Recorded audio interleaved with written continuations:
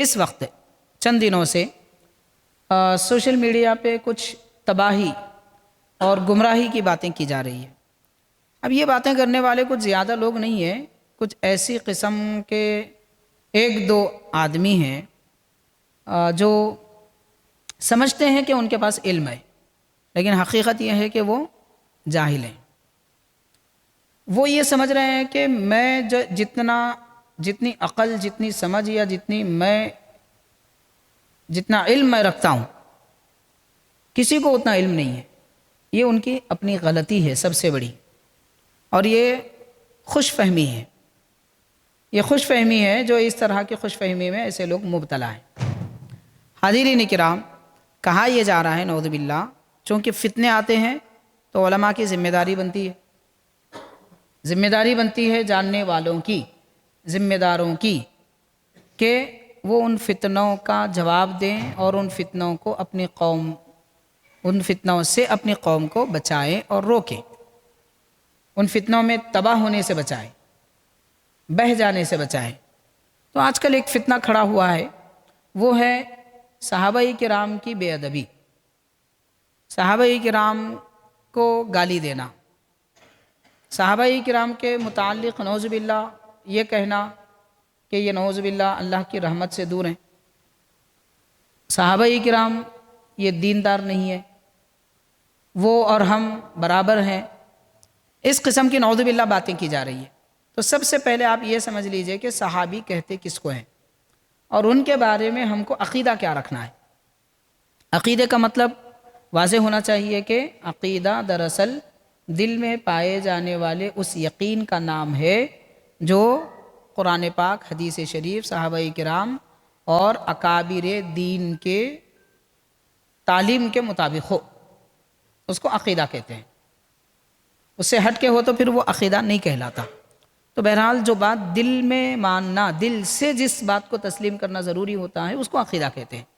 جیسے اللہ تعالیٰ ایک ہے، عقیدہ ہے، پاک اور بے عیب ہے، عقیدہ ہے، وہی رزاق ہے، عقیدہ ہے، حضور نبی کریم صلی اللہ علیہ وسلم اللہ کے رسول ہے، نبی ہے، عقیدہ ہے، خاتم النبیین ہیں، یہ بھی عقیدہ ہے، تمام کائنات میں، مخلوقات میں سب سے افضل، بہتر، بے مثال، بے نظیر ذات پاک ہیں، یہ عقیدہ ہے۔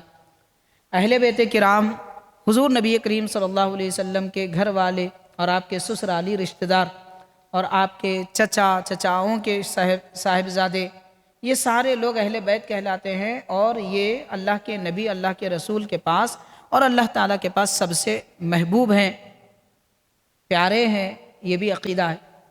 اسی طرح صحابہ کرام حضور نبی کریم صلی اللہ علیہ وسلم کی صحبت میں رہنے والے، نبی پاک صلی اللہ علیہ وسلم کے پیارے اور محبوب ہیں، اور ساری کائنات میں نبیوں کے بعد سب سے بہتر ہیں، یہ بھی عقیدہ ہے۔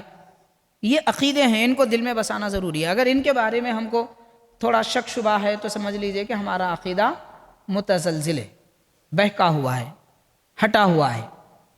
تو پہلے یہ سمجھ لیجئے کہ صحابی کہتے کس کو ہے، یہ عقیدہ رکھنا ضروری ہے۔ صحابی وہ پاک شخصیتوں کا نام ہے، ان پاک شخصیتوں کو صحابی کہتے ہیں کہ جن کے دل کو اللہ نے پاک کیا۔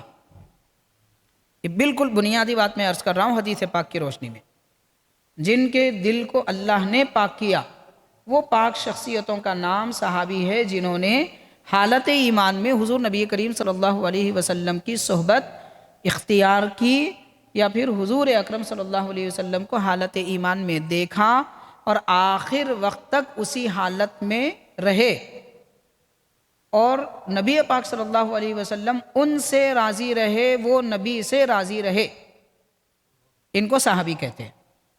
یہ بات ایک لمحے کے لیے بھی ان کو آئی ہے تو وہ صحابی ہیں۔ اس کی مثال میں آپ کو دینا چاہوں گا۔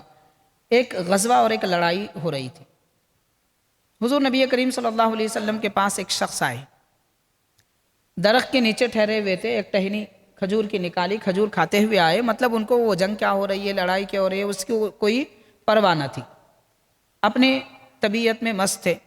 آئے، آ کے کہنے لگے کہ حضور میں آپ پر ایمان لاؤں اور اس جنگ میں شریک ہو جاؤں تو مجھے کیا ملے گا؟ سرکار دو عالم صلی اللہ علیہ وسلم نے فرمایا اللہ کی رضا اور جنت ملے گی۔ ان کے ہاتھ میں جو کھجور تھے وہ فوراً پھینک دیے، کلمہ پڑھا، جنگ میں گئے، کچھ دیر کے بعد شہید ہو گئے۔ ایک نماز نہیں پڑھی کیونکہ نماز کا وقت آیا نہیں تھا، زکوٰۃ بھی نہیں دی کیونکہ سال گزرا نہیں تھا، روزے بھی نہیں رکھے، رمضان آیا ہی نہیں تھا، کچھ نہیں کیا تھا، صرف ایمان لائے، جنگ میں گئے، شہید ہو گئے۔ سرکار نے فرمایا وہ جنتی ہے، وہ بھی صحابی ہے، وہ بھی صحابی ہے۔ یعنی ایک لمحے کے لیے حالت ایمان میں جن کو حضور پاک صلی اللہ علیہ وسلم کا دیدار نصیب ہوا یا پیارے نبی صلی اللہ علیہ وسلم کی صحبت جن کو نصیب ہوئی اور آخر وقت میں بھی وہ اسی کیفیت میں حالت ایمان میں رہے، وہ صحابی ہے۔ حاضرین کرام، صحابی ہوتے کیا ہیں، ان کی فضیلتیں کیا ہیں، ان کا مقام کیا ہے؟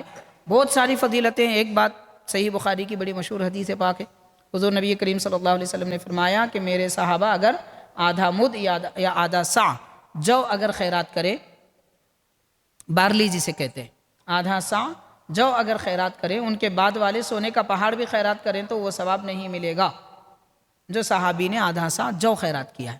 یہ صحابی کا مقام ہے، یہ صحابی کا مرتبہ ہے۔